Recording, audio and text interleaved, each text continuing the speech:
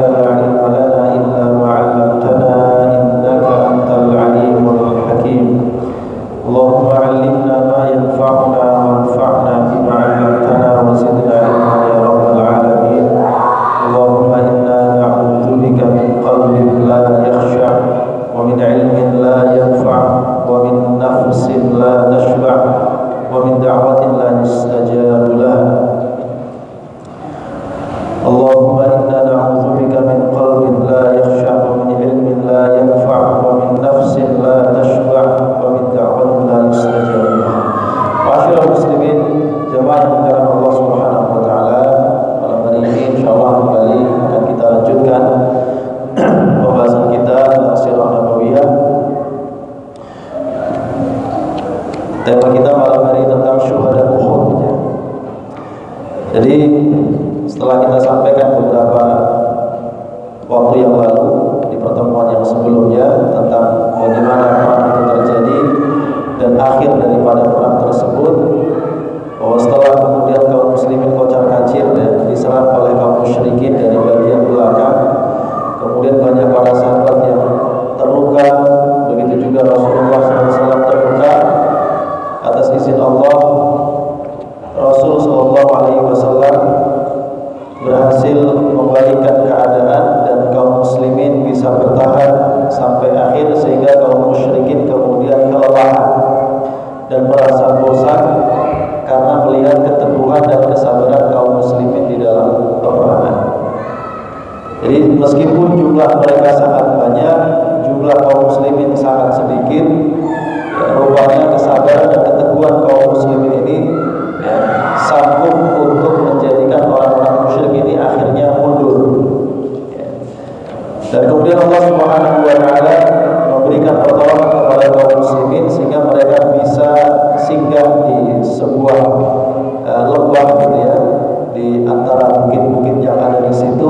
Mereka duduk di sana beristirahat, kemudian Allah turunkan rasa ngantuk sampai mereka kemudian tertidur, kemudian mereka bangun kembali dan suasananya para musuh sudah meninggalkan tempat tersebut.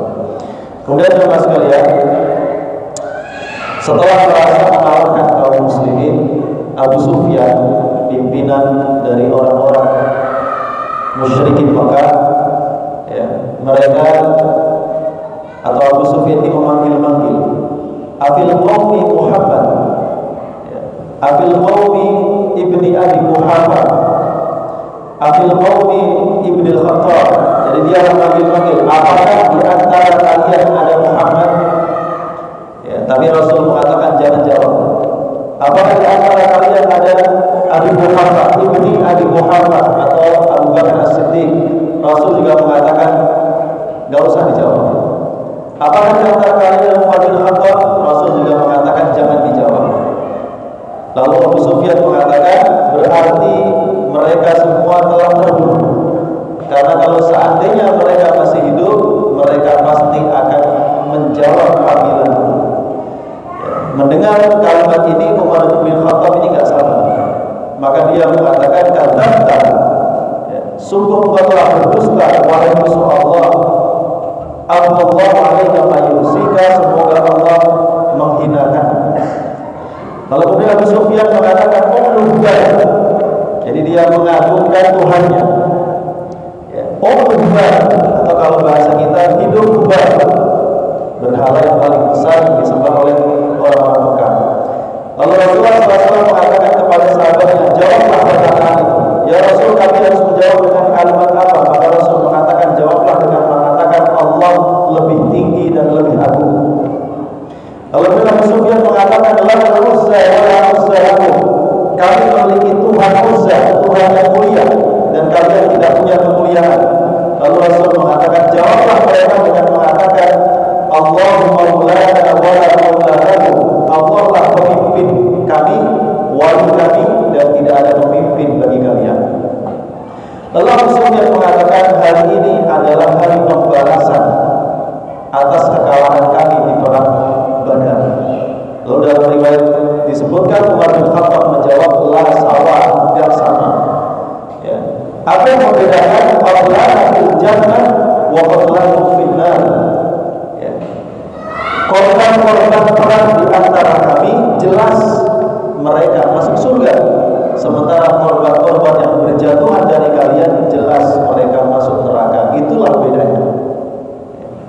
Jadi jamaah sekalian, ya, dalam dialog yang singkat ini ya, menunjukkan betapa orang-orang musyrik itu benar-benar memberikan perhatian kepada 3 tokoh utama yang dianggap paling berpengaruh bagi umat Islam. Yang pertama tentu adalah Sayyiduna Rasulullah Sallallahu Alaihi Wasallam.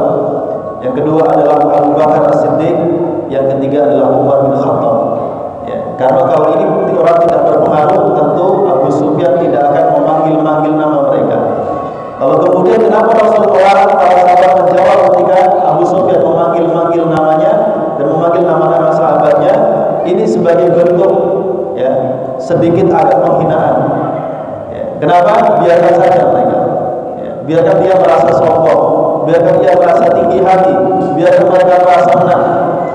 Ya. Tetapi begitu yang disebut adalah nama berhala mereka, maka Rasulullah SAW memerintahkan tinggikan Tuhan kita. Jawab bahwa Allah lebih tinggi, Allah lebih agung, Allah adalah pemimpin kita. Ya, dan beginilah kemudian Rasulullah SAW mengajarkan kepada kita bahwa Allah itu lebih layak untuk ditinggikan daripada segalanya. Ya. Nah, ma'asyiral muslimin jamaah rahimahullah, begitulah kemudian berlalu dan kaum musyrikin kemudian ya, bergerak meninggalkan wilayah Uhud. Lalu Rasulullah SAW mulai mencari-cari satu persatu korban-korban atau para syahid, para syuhada yang berjatuhan di perang Uhud ini. Ketemu jenazahnya Hamzah bin Abdul Muttalib, ya. Ada ketemu jenazahnya Mus'ab bin Umair, ketemu Hanzalah bin Abi Abbas, ketemu Sa'ad bin Rabi al-Usairi dan beberapa orang sahabat lainnya. Ya. Dan Rasulullah SAW mengatakan, "Ana syahidun ala haula." Aku yang menjadi saksi atas mereka. Innahu ma min jarihin yujrah billahi illa wallahu ba'athahu yawmal qiyamati yudmi jurhahu. Sesungguhnya tidaklah seorang pun terluka di jalan Allah ya, melainkan kelak Allah akan membangkitkan mereka pada hari kiamat. Mereka akan menyeka lukanya. Lukanya itu berwarna dengan warna darah, akan tetapi warihul miski, akan tetapi harumnya, baunya adalah harum aroma misik. Unzuru aktsara haula'i jahan lil Qur'an faj'aluhu amama ashabihi fil qabr. Perhatikanlah mereka korban-korban para syuhada ini, siapakah di antara mereka yang paling banyak hafalan Qur'annya? Ya, maka urutkan, pastikan yang paling pertama adalah orang yang hafalannya paling banyak, baru yang paling akhir yang hafalannya paling sedikit. Ya, begitulah kemudian Rasulullah SAW memerintahkan kepada para sahabatnya, dan bahkan Rasul SAW ada 2 orang sahabat yang syahid saat itu dikumpulkan dalam satu pakaian, maksudnya satu kafan gitu ya. Kemudian ada yang memberitahukan kepada Rasul SAW bahwa salah satunya lebih banyak hafalan Qur'annya, maka Rasul mendahulukan yang lebih banyak hafalan Qur'annya untuk dikuburkan dan mengakhirkan yang lainnya. Lalu Rasulullah SAW memerintahkan untuk kepada semua untuk dikuburkan sesuai dengan apa yang dipakainya. Jadi tidak dimandikan, ya, tidak pula kemudian disolatkan, ya, tanpa disolatkan, kemudian dikuburkan, ya, dan dikafani dengan pakaian yang ia kenakan, atau mungkin ditambah dengan kain-kain yang ada. Nah, ma'asyiral muslimin jawab rahmatullah. Kemudian setelah proses itu selesai, Rasulullah SAW sholat zuhur bersama dengan para sahabatnya dalam kondisi duduk. Kenapa? Karena begitu banyaknya luka yang mereka terima. Satu orang lukanya bisa lebih dari 3 atau 4 atau 5, bahkan ada yang sampai 12 dan lain sebagainya. Ya. Rasul kemudian sholat zuhur berjamaah. Setelah sholat zuhur, Rasulullah SAW mengatakan kepada sahabatnya, "Istawu," ya, luruskan barisan kalian, sehingga aku memuji Allah Azza wa Jalla. Kemudian Rasul berdoa dengan doa yang amat sangat panjang, yang menunjukkan ya, tingginya kualitas keimanan dan tawakalnya, kesabaran Rasulullah SAW. Dan ini merupakan pelajaran penting ya bagi kita semua, bahwa Rasulullah SAW mengajarkan kepada kita bahwa doa itu disyariatkan dalam kondisi apapun, dalam kondisi menang, dalam kondisi kalah, dalam kondisi susah, dalam kondisi senang, dalam kondisi apapun manusia dianjurkan untuk senantiasa berdoa kepada Allah Subhanahu wa taala karena doa merupakan mukhul ibadah, inti daripada ibadah. Makanya di antara banyak zikir-zikir yang kita baca jemaah sekalian pagi, sore, atau zikir-zikir yang berkaitan dengan waktu-waktu tertentu, kebanyakan berisi zikir-zikir yang kalimat-kalimat doa, minimal kalimat-kalimat istighfar. Itu yang banyak kita dapati pelajaran dari Rasulullah SAW. Kenapa? Karena doa ini merupakan cara yang paling ampuh untuk menolak segala macam hal-hal yang tidak disukai. Orang perang kalah, ya, itu gak cuma kalah sakit fisiknya, tapi secara mental juga kena. Ya. Secara ekonomi juga pasti hancur. Ya. Secara fisik, baik fisik badan ataupun bangunan hancur. Secara mental juga hancur. Belum lagi yang terluka-luka kemudian cacat fisiknya. Ya. Maka cara terbaik untuk mengembalikan kondisi-kondisi seperti ini adalah doa.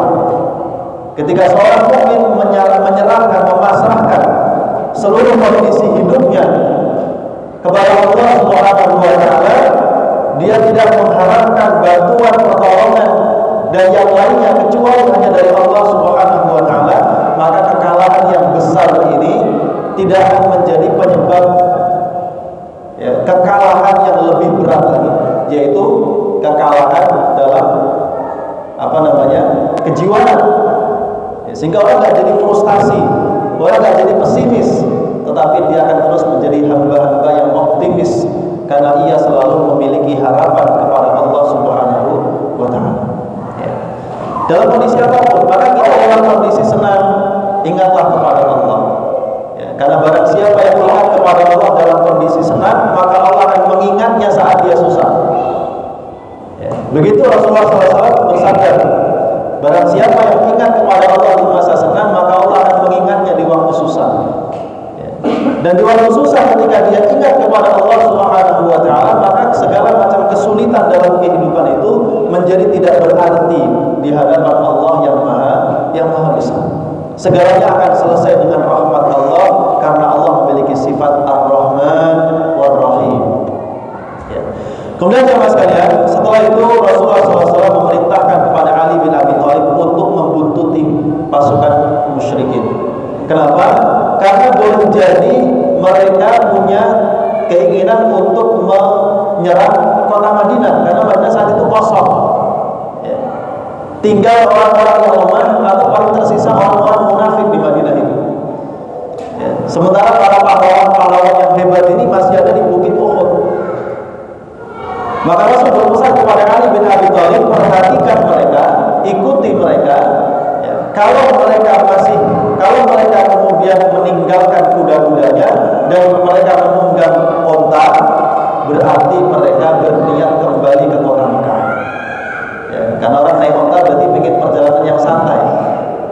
Tetapi kalau mereka tetap naik kudanya dan onta-ontanya diberikan minum, berarti mereka hendak menuju ke kota Madinah untuk menyerang kota Madinah. Lalu Rasul mengatakan, demi zat yang jiwaku ada di tangannya, kalau mereka benar-benar ingin menyerang kota Madinah, kita harus bersegera untuk menyusul mereka, dan kita akan mengalahkan mereka. Jadi kita lihat di dalam kondisi yang kekalahan yang begitu amat sangat luar biasa, syuhada yang tewas juga cukup banyak, tapi Rasulullah SAW masih memberikan semangat, dan memberikan optimisme kepada para sahabat. Inilah jiwa yang dimiliki oleh seorang mukmin, orang yang beriman kepada Allah Subhanahu wa taala. Iman yang hakiki itu akan menuntunnya menjadi seorang yang pemberani dan tidak takut kecuali hanya kepada Allah Subhanahu wa taala. Nah, ma'asyiral muslimin jamaah rahimakumullah. Kemudian setelah diperhatikan oleh Ali bin Abi Thalib, ternyata orang-orang musyrik ini naik onta dan kuda-kudanya ditinggalkan, maksudnya tidak ditunggangi. Lalu kemudian lapor dia kepada Rasulullah SAW, maka Rasul menyimpulkan berarti mereka berniat kembali ke kota Mekah. Berarti dengan demikian bisa kita pastikan bahwa ternyata meskipun saat itu secara zahir orang-orang musyrik mengalahkan kaum muslimin, mereka meraih kemenangan, mereka puas dengan apa yang mereka dapatkan, tetapi di sisi lain mereka juga mendapatkan luka-luka yang sama seperti yang didapatkan oleh kaum muslimin. Ya, dan ternyata perang itu cukup melelahkan mereka, dan kelelahan itu membuat mereka kemudian ingin segera buru-buru pulang ke kota Mekah. Ya. Jadi barang siapa yang paling sabar bertahan di medan pertempuran, maka dialah sebenarnya pemenang yang sesungguhnya. Kemudian jamaah sekalian, di antara para syuhada Uhud, ya, yang pertama adalah paman Rasulullah SAW, Hamzah bin Abdul Muthalib. Hamzah, dia sejak pertama kali perang ini diumumkan, dialah orang yang paling bersemangat, dan dia termasuk orang yang kemudian mengusulkan kepada Rasul supaya tetap keluar untuk menyambut musuh dan tidak bertahan di Madinah. Dan dia buktikan semangat itu ketika perang dimulai. Dialah orang yang kemudian memenuhi tantangan, ya, dari Al-Asad, pasukan pertama dari orang musyrik yang kemudian mubarozah bertanding, kemudian dia berhasil mengalahkan Al-Asad ini. Lalu diceritakan oleh Wahsy di sini, dari Wahsy yang cerita, ya, begitu semangatnya Hamzah bin Abdul Muthalib saat perang Badar sehingga dia membunuh, ya, seorang tokoh Quraisy yaitu Nu'aimah bin Adi bin Khiyar di perang Badar. Maka Tuhanku mengatakan kepada kata Wahsy, kalau kamu bisa membunuh Hamzah di perang Uhud, maka sebagai gantinya kamu saya merdekakan. Maka Wahsy ini kemudian turut serta dalam perang Uhud, dan memang dari awal yang dia incar hanya Hamzah. Maka Wahsy dari awal tidak mengincar siapapun dan tidak melawan siapapun. Wahsy mengatakan ketika kemudian Hamzah ini melawan perang Mubarozah tadi dan menang, ya, dia mengintai Hamzah. Kemudian perang berkecamuk, ya, Hamzah berhasil melumpuhkan satu persatu pasukan musyrik yang membawa bendera, panji-panjinya orang musyrik, ya. Maka Hamzah terus membidiknya, sehingga kemudian ketika Hamzah dekat dengannya, dilemparkanlah tombaknya itu sehingga menembus bahunya sampai ke pinggang. Maka disitulah rupanya Allah tetapkan ajalnya Hamzah bin Abdul Muthalib. Ya. Ada Pak Hamzah sini. Masya Allah. Matinya mati syahid, Pak. Begitu naik ke langit ditunggu bidadari. Kalau Hamzah habis ngaji pulang dari sini ditunggu bidadari juga di rumah. Jadi Wahsy yang membunuhnya tidak cukup sampai di situ, ya. Hindun yang punya dendam kepada Hamzah. Hindun itu istrinya Abu Sufyan. Dia kehilangan ayahnya di perang Badar, yang dibunuh oleh Hamzah bin Abdul Muthalib. Dia sudah siap-siap dengan belatinya, maka dirobek dadanya Hamzah itu, dipotong jantungnya, dikunyah-kunyah. Bahkan tidak cuma itu, ya, ada bagian-bagian tubuh lain yang dirusak oleh musuh. Jadi perang ini perang yang sangat sadis. Bahkan Rasulullah SAW menemukan para sahabat-sahabat yang tewas ini, kalau nggak dirobek perutnya, maka dipotong hidungnya, dipotong telinganya, atau dipotong kemaluannya. Jadi mutilasi, ya, itu benar-benar perang yang amat sangat keji, ya. Nah, demikianlah kemudian Rasulullah SAW ketika menemukan jenazah Hamzah ini, beliau teramat sangat sedih, ya, sangat sedih karena ini paman yang amat sangat dicintainya, sampai Rasulullah SAW kemudian, ya, mengatakan, kata beliau, kalau bukan karena aku khawatir Sofiyah akan sedih. Sofiyah itu saudari perempuannya Hamzah, berarti bibinya Rasul. Dan kalau aku tidak khawatir ini akan menjadi sunnah setelahku, saya pasti akan meninggalkan jasadnya Hamzah ini, ya, dimakan binatang-binatang buas ataupun burung-burung pemangsa, ya.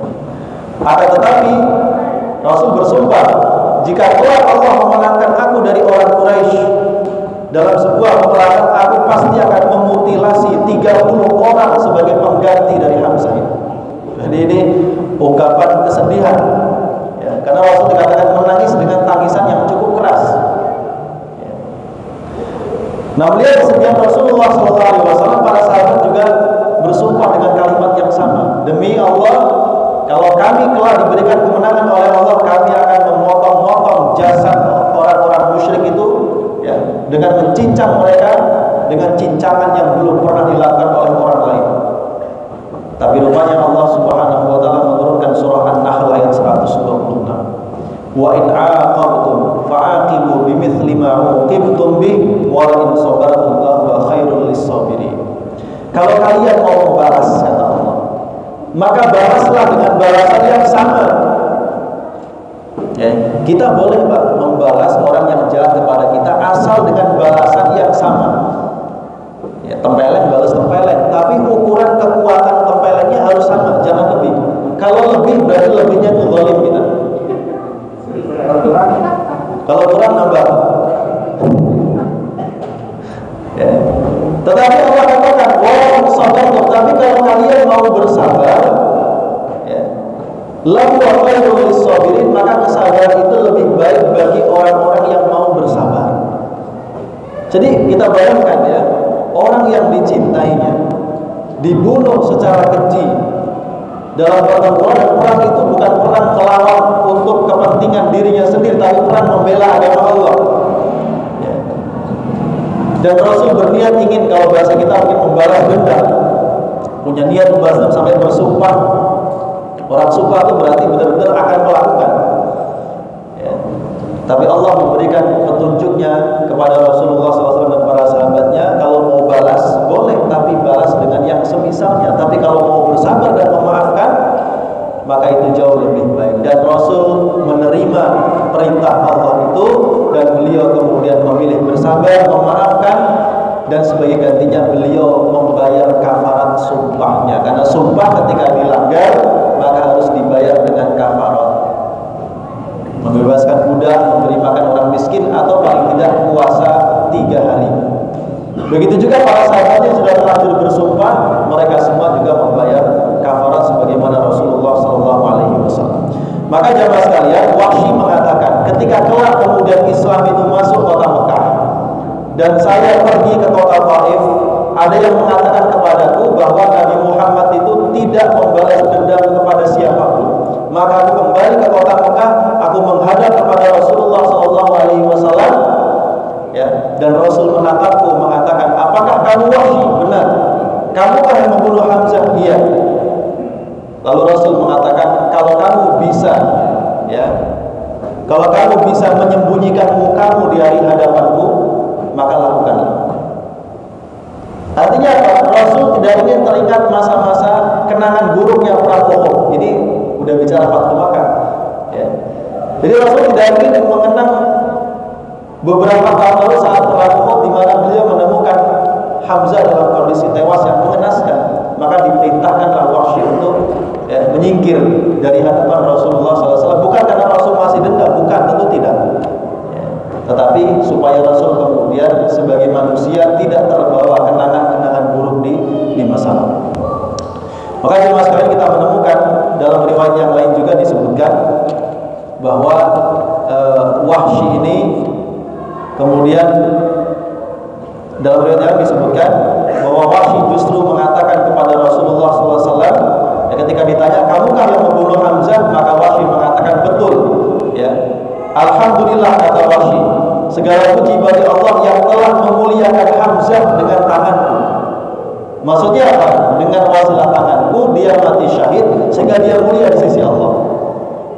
Kemudian alhamdulillah, segala puji bagi Allah karena Allah tidak menghinakan aku dengan tangannya Hamzah. Kalau seandainya waktu itu aku mati, maka aku mati dalam keadaan musyrik dan tidak masuk Islam. Ini kalimat yang luar biasa. Lalu kemudian, ya, faqala Allahu Quraisy, maka orang Quraisy mengatakan kepada Rasul, apakah kamu menyukainya padahal dia telah membunuh Hamzah? Maka aku berkata kepada Rasul, ya Rasulullah, mintakanlah ampunan untukku kepada Allah. Lalu Rasul menepuk tanah 3 kali, dan beliau kemudian menepuk dada Wahsy 3 kali, dan beliau mengatakan, wahai Wahsy, keluarlah kamu dan berperang di jalan Allah sebagaimana kamu dulu pernah perang untuk menghalang-halangi manusia dari jalan Allah. Maka Wahsy sejak saat itu dia bertekad, saya ketika dia mendengar di zaman Khalifah Abu Bakar As-Siddiq ada nabi palsu yang paling susah ditumpas, namanya Musailamah Al-Kadzdzab. Ini jumlah pasukannya paling perang Yamamah yang menewaskan banyak sekali para penghafal Quran. Ya, maka dari awal dia sudah mengasah tombaknya dan dia bidik itu si Musailamah, dilemparkan tombaknya dan mengenai di antara kedua dadanya ini, tembus sampai ke belakang dan matilah itu Musailamah al-Kadzdzab di tangan Wahsy. Maka dia mengatakan, saya pernah membunuh manusia yang paling mulia yaitu Hamzah bin Abdul Muthalib, dan hari ini aku membunuh manusia yang paling buruk yaitu Musailamah al-Kadzdzab. Jadi dia ingin menebus dosanya dengan cara demikian. Ini ya syahid pertama dari perang Uhud yaitu Hamzah bin Abdul Muthalib.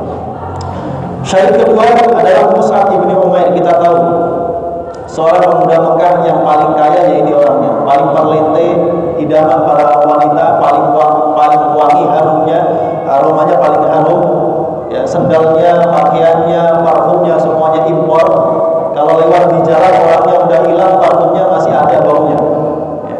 Begitu masuk Islam diputus semua fasilitas itu, dan dialah orang yang pertama kali menjadi dai yang diutus oleh Allah keluar daerah dari Mekah, diutus ke Madinah untuk mengislamkan orang Madinah. Dan berkah dakwahnya Mus'ab bin Umair ini tidak ada satupun rumah-rumah di Madinah kecuali di dalamnya pasti ada yang sudah masuk Islam. Itu hanya dalam waktu sekitar 1-2 tahun. Ini Mus'ab, dan dia juga setelah masuk Islam tidak pernah merasakan lagi kemewahan sampai matinya, sehingga dikatakan oleh sahabat Khabbab, kami berhijrah bersama dengan Rasulullah SAW yang kami harapkan hanya ridha Allah. Ya. Kemudian kami menemukan di antara mereka adalah Mus'ab bin Umair yang terbunuh di perang Uhud. Dia tidak meninggalkan apapun kecuali nimrah, baju yang dia kenakan. Nimrah itu baju yang paling jelek, kualitasnya kasar. Bajunya garisnya putih sama hitam. Apabila kami tarik kain itu untuk menutupi kepalanya, maka kakinya kelihatan. Kalau kami tarik ke bawah untuk menutup kakinya, maka kepalanya kelihatan. Pakaiannya sendiri nggak cukup buat kafannya. Maka Rasul mengatakan, tutuplah kepalanya dengan bajunya, kemudian tutupilah kakinya dengan rumput-rumput yang ada, rumput-rumput yang kering. Ini Mus'ab bin Umair. Ya. Kemudian banyak yang lain disebutkan Abdurrahman bin Auf. Ya, dia mengenang, ya, saat dia hidup di Madinah, dia mengenang saat didatangkan makanan kepadanya, dia mengatakan, Mus'ab bin Umair, dia orang yang lebih baik dariku, ya, tapi dia mati dan tidak ada kain yang cukup untuk mengkafaninya kecuali burdah yang dia pakai. Ada lagi seorang sahabat Hamzah bin Abdul Muthalib dan ada yang lainnya, mereka lebih baik dariku, tetapi tidak ada yang mencukupi untuk memberikan kafan bagi mereka. Maka dia mengatakan, Abdurrahman bin Auf ini kan termasuk sahabat yang kaya raya, saya khawatir sambil menangis, saya khawatir kenikmatanku sudah dipercepat di dunia, sehingga aku khawatir kelak di akhirat tinggallah air mataku. Artinya tinggal menangis karena kesenangannya sudah didahulukan di dunia. Dalam riwayat yang lain disebutkan oleh Abu Hurairah radhiyallahu anhu, ketika Rasul menemukan jasadnya Mus'ab bin Umair, beliau kemudian membaca sebuah ayat, minal mu'minina rijalun shadaqu ma ahadullah alaihi faminhum man qada nahbahu wa minhum man yantadir wa ma badalu tabdila. Di antara orang-orang beriman ada mereka yang telah membenarkan janji mereka kepada Allah. Di antara mereka ada yang telah memenuhinya dengan menemui kematiannya, dan di antara mereka masih ada orang-orang yang menunggu datangnya janji Allah, dan mereka sedikit pun tidak menunggu, tidak merubah janji-janji mereka kepada Allah Subhanahu wa ta'ala. Artinya orang-orang beriman itu orang yang menunggu janji Allah, hidup mulia atau mati syahid, artinya mati dalam keimanan. Ada di antara mereka yang sudah mendahului kita, meninggal dalam perjuangan, meninggal dalam keimanan, meninggal dalam kebaikan, meninggal dalam dakwah. Tapi ada di antara mereka yang masih hidup seperti kita ini, menunggu-nunggu saat datangnya kematian tiba, dan mudah-mudahan kita semua berharap kita semua berakhir dalam keadaan husnul khatimah. Yang kita harapkan. Ya.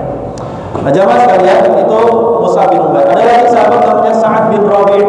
Sa'ad bin Rabi' ini salah satu pimpinan sahabat Ansar. Waktu Rasul kemudian mendapatkan berita pergerakan kaum musyrikin, Rasul mengatakan kepada Sa'ad, tolong rahasiakan ini. Karena Rasul belum mengumumkan kepada sahabat yang lain, maka dirahasiakanlah. Dia jaga baik-baik amanah Rasulullah SAW. Rasul bertanya, ada adakah di antara kalian yang tahu di mana posisi Sa'ad bin Rabi' sekarang setelah perang Uhud? Maka sahabat mengatakan, ya Rasul, kami carikan untukmu di mana Sa'ad bin Rabi'. Baik, kalau gitu, kalau engkau menemuinya, ucapkan salam dariku untuknya dan tanyakan kepadanya apa yang dia temukan. Maka ketika dicari-cari, Pak, ketemu. Rupanya dia sedang berada di antara orang-orang yang sudah meninggal dunia, yang syahid. Kemudian ditanya, kemudian dikatakan kepadanya, Rasul mengucapkan salam kepadanya. Maka dia menjawab, wa alaika wa alaihi salam. Kemudian dia mengatakan, saya terluka 12 tusukan. Dan katakan, sampaikan kepada Rasulullah SAW, saya menemukan harumnya surga. Jadi dua pertanyaan Rasul, satu pesannya sampaikan salam, satu pertanyaan tanyakan kepadanya apa yang dia temukan. Dia jawab, saya menemukan harumnya surga, dan tidak lama kemudian dia mati syahid. Ini Sa'ad bin Rabi'. Kemudian jemaah sekalian, ada sahabat namanya Handhalah bin Abi Amir. Handhalah bin Abi Amir ini ketika ditemukan jasadnya, Rasulullah SAW mengatakan, inni ra'aitul malaikata ghsilu. Saya melihat para malaikat memandikan jasadnya Handhalah. Ini Rasul yang melihat. Antara langit dan bumi, ia dimandikan jasadnya oleh para malaikat bima'il muslim fi sihafil fiddah, dengan air yang amat sangat jernih yang diletakkan di dalam bejana yang terbuat dari perak. Maka Rasul mengatakan, tanyakan kepada keluarganya bagaimana ceritanya.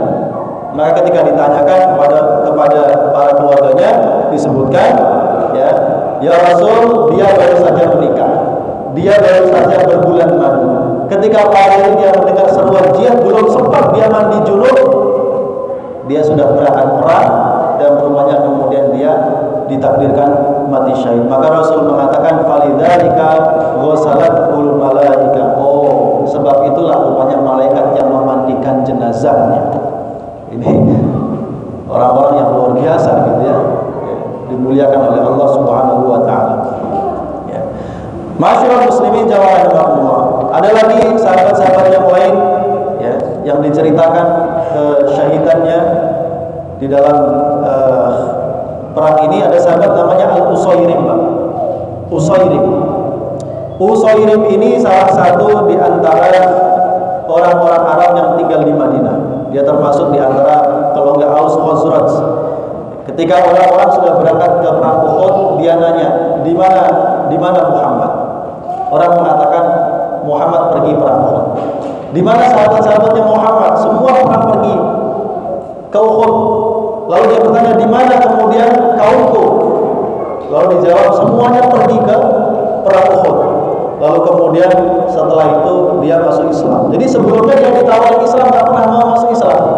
Jadi saat dia mendengar semua orang pergi ke perang Uhud, dia kemudian mengatakan masuk Islam. Dia ambil kemudian pedangnya, dia ambil tombaknya, dia ambil peralatan perangnya, dia naiki kudanya, dia lewat ke perang Uhud sambil berwasiat, kalau nanti aku mati, maka hartaku ini aku serahkan kepada Muhammad, terserah mau digunakan untuk apa.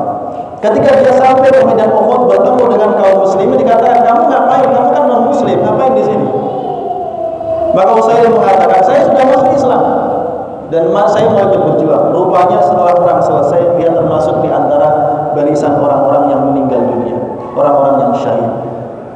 Lalu Rasul SAW, Abu Hurairah radhiyallahu anhu menceritakan, setelah masa waktu berlalu, dia menceritakan kepada orang-orang, sebutkan kepadaku siapakah seseorang yang belum pernah melakukan sholat tapi dia masuk surga. Gak ada yang tahu.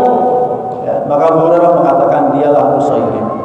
Dia beramal sedikit tapi mendapatkan pahala yang besar. Dia baru masuk Islam, kalau ikut perang belum sempat dia sholat. Jangan sholat, belajar sholat aja belum. Allah takdirkan dia kemudian syahid, maka Allah kemudian memasukkannya ke dalam surga. Ada lagi seorang Yahudi namanya Mukhairik. Ini seorang Yahudi. Ketika perang Uhud terjadi, ia mengatakan kepada kaumnya, orang-orang Yahudi, wahai sekalian orang Yahudi, demi Allah kalian sudah tahu bahwa menolong Muhammad adalah merupakan kebenaran bagi kalian. Tapi kaumnya beralasan, tapi hari ini hari Sabtu kita kan dilarang perang. Maka Mukhairik mengatakan, enggak ada lagi hari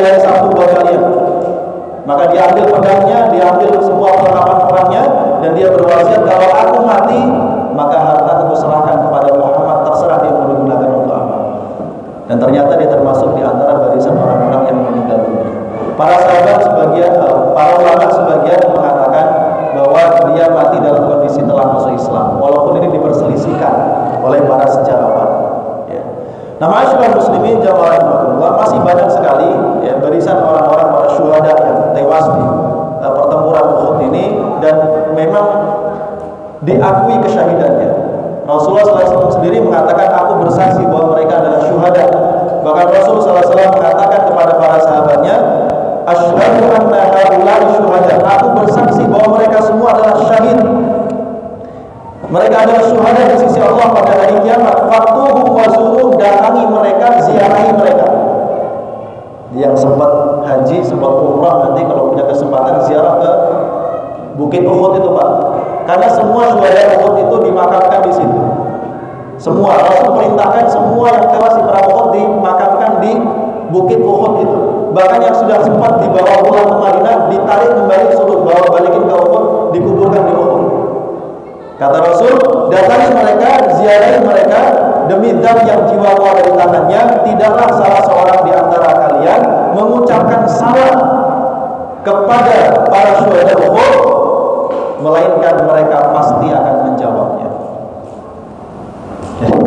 Maka benar kalau dikatakan Al-Quran, orang-orang mati syahid itu hakikatnya tidak mati, tetapi mereka hidup di sisi Allah dan mendapatkan kenikmatan yang amat sangat banyak. Wallahu a'lam bishawab. Ya, masih ada beberapa menit menjelang Isya. Silakan barangkali jika ada jamaah yang ingin menambahkan atau ingin ada yang didiskusikan, kami persilakan.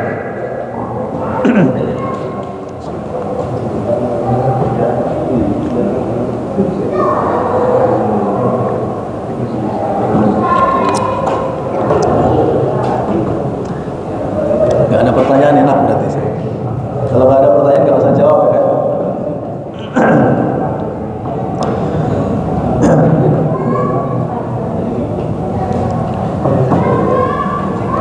Ada pas ya, kayak kuis saya pas ya. Ada seorang syahid yang lain jamaah sekalian, namanya Amr ibn al-Jamuh. Amr ibn al-Jamuh ini seorang yang cacat. Dia cacat ya. Dan dia punya anak laki-laki 4 jumlahnya, yang hebat-hebat ya, dan banyak mengikuti peperangan bersama dengan Rasulullah SAW.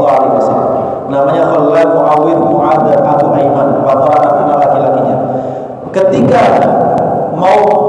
Ketika terjadi perang Uhud, Amr bin Jamuh ini berniat ikut perang, tapi anak-anaknya melarang dengan alasan bapak kan cacat ya. Orang cacat itu diberikan keringanan, boleh tidak ikut perang, sama seperti orang yang sudah berusia lanjut ya, mereka diizinkan tidak ikut perang. Tetapi dia memaksa ya. Wa qala innallaha azza wa jalla qad 'adzabaka fa'ata Rasulullah, maka dia datang kepada Rasul, dia mengadu, ya Rasul, anak-anak saya melarang saya ikut berperang. Padahal demi Allah saya ingin sekali ya untuk bisa datang menghadiri atau mengikuti peperangan itu meskipun dalam kondisi cacat. Barangkali cacatku ini membawaku ke surga. Ya. Lalu Rasulullah SAW mengatakan, amma anta, adapun engkau wahai bapak Amr bin Jamuh, Allah sudah memberikan uzur kepadamu, maka kamu tidak punya kewajiban jihad. Dikatakan kepada bapaknya, Pak, kamu punya uzur, boleh kamu gak jihad. Tapi dikatakan kepada anaknya, ma'alaikum alla tamna'uhu, kalian jangan larang-larang bapakmu. Ya. Barangkali Allah hendak memberikan kepadanya rizki berupa asy-syahadah atau mati syahid. Kalau Rasul sudah berkata begitu, Pak, pasti terjadi. Ya. Dan rupanya memang setelah peperangan itu disebutkan Amr bin Jamuh ini ya, dia disebutkan, ara'aita in qataltu fi sabilillah hatta uqtal. Ya Rasulullah, bagaimana pendapatmu jika aku terbunuh di fi sabilillah ya. Jika aku berperang fi sabilillah dan aku sampai terbunuh, amshi birijli hadi saya fil jannah, apakah aku mungkin bisa berjalan di surga dengan kakiku ini dalam keadaan sehat dan tidak cacat? Ya, maka Rasulullah SAW mengatakan, na'am, ya, kamu kalau perang, kamu mati ya, meskipun di dunia kakimu cacat, kelak di surga kamu berjalan dengan kaki yang normal. Maka orang-orang musyrik itu pun membunuhnya. Faqataluhu yawma Uhudin huwa wa ibnu akhihi, dia terbunuh, kemudian keponakannya terbunuh, kemudian budaknya terbunuh, dan ketika Rasulullah SAW melewati jenazah mereka, mereka dikuburkan dalam satu liang lahat yang sama. Ini Amr bin Jamuh. Nah, ini menunjukkan bahwa uzur yang diberikan oleh Allah itu boleh diambil, boleh tidak. Orang yang punya uzur nggak pergi jihad boleh, dan dia nggak berdosa karena dia ada alasan yang kuat, uzur syar'i. Tapi ketika dia tetap ikut berperang, maka itu boleh. Seperti Abu Musa al-Asy'ari, ketika dalam masa Muawiyah bin Abi Sufyan, ketika dia membuat di ekspedisi pertama untuk menaklukkan Konstantinopel, maka Abu Musa al-Asy'ari yang umurnya sudah 80-an tahun, dia memaksa ikut. Anaknya melarang, kamu sudah tua, bapak sudah tua, punya uzur, boleh gak ikut perang? Maka dia mengatakan uzurnya sudah diangkat oleh Allah dengan firman-Nya, infiru khifafan wa thiqala. Berangkatlah kalian dalam keadaan ringan, dalam keadaan berat. Ringan itu maksudnya ketika masih muda, berat itu maksudnya ketika sudah tua. Saya sudah tua, tetap saya mau berangkat.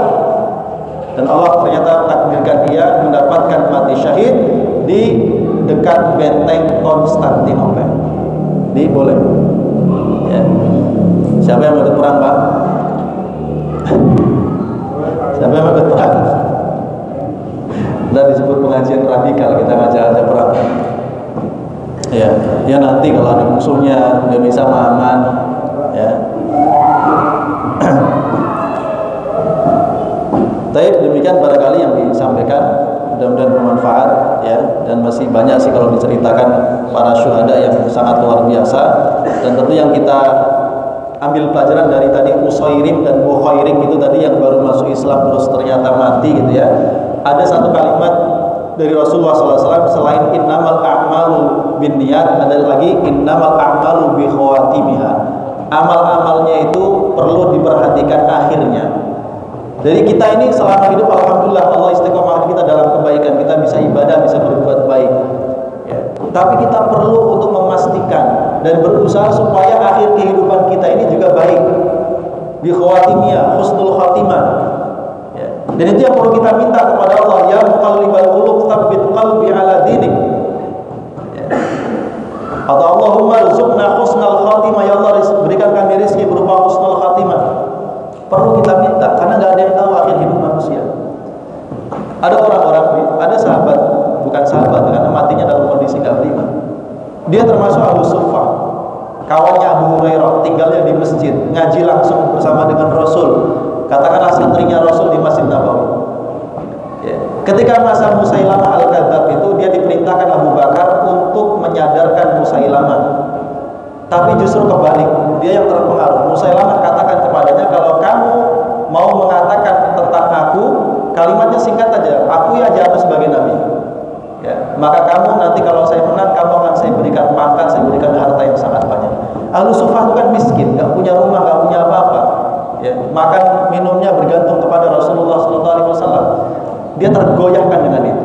Maka dia balik, dia katakan Musailamah adalah nabi. Maka sekian ratus orang itu murtad bergabung kepada Musailamah. Sehingga Musailamah itu punya pasukan yang sangat besar. Makanya tadi saya katakan Musailamah itu nabi palsu yang paling susah ditumpas. Ya. Nah, ketika terjadi peperangan ini, rupanya si Fulan ini, ya, dia bergabung dengan barisannya Musailamah al-Kadzdzab, dan ketika perang itu usai, Musailamah tewas. Ya, banyak kaum muslimin yang berguguran syahid, termasuk diantaranya puluhan para penghafal Quran. Ketika dicari-cari dalam kumpulan jasad-jasadnya orang-orang yang murtad tadi, salah satunya ada jasadnya Abu Suffah tadi. Nauzubillahi min dzalik. Ya. Jadi kita perlu selalu memohon kepada Allah dalam sujud kita, dalam keadaan dalam doa-doa kita, supaya Allah berikan kepada kita akhir yang baik, husnul khatimah. Husnul baik, khatimah itu akhir. Ya. Kebalikannya su'ul khatimah, su' itu buruk, khatimah akhir. Ya, makanya mudah-mudahan Allah Subhanahu wa taala teguhkan iman Islam kita. Allah istiqomahkan kita di atas amal soleh dan kebaikan. Dan kalau Allah tetapkan ajal kita, datang ajal kita, kita meninggal dalam keadaan husnul khatimah. Wallahu a'lam bishawab. Assalamualaikum warahmatullahi wabarakatuh.